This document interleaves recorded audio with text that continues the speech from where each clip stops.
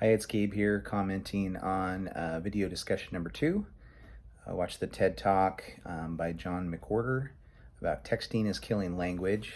The point that I think I want to discuss mostly was his statement summarized in texting is a replacement of speech, not writing. So I thought that was an interesting point in that we didn't go from writing on paper to write on texting, but rather we were using phones to communicate, and then we jumped to the evolution of writing texts as a shorthand of that speech. Thought that was interesting. And so I think I can agree with that premise. I do feel, though, that the exercise of writing texts and primarily texting as your communication vehicle affects your writing. And his take on this was from 2013.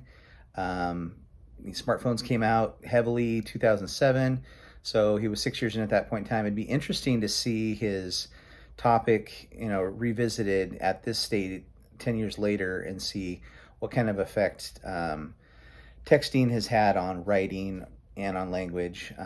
But his premise, I do believe that it's a replacement of speech rather than a replacement of writing, but I do think there's an influence on our writing.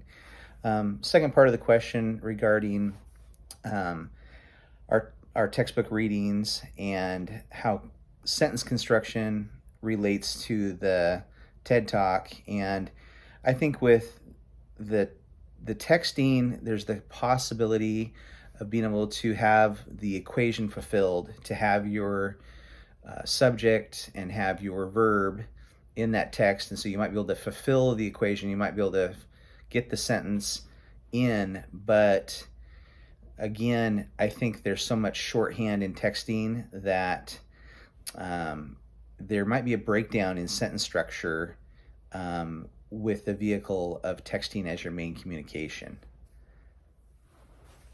So the takeaway is to not allow texting to influence our writing. It was interesting, though, that he mentioned some of the new developments in language that we've had with the shorthand of the LOL or the slash. And so even what we define as a sentence, or the very ways we do our language, it could be developed or it could evolve with the way that texting continues to change the way we communicate.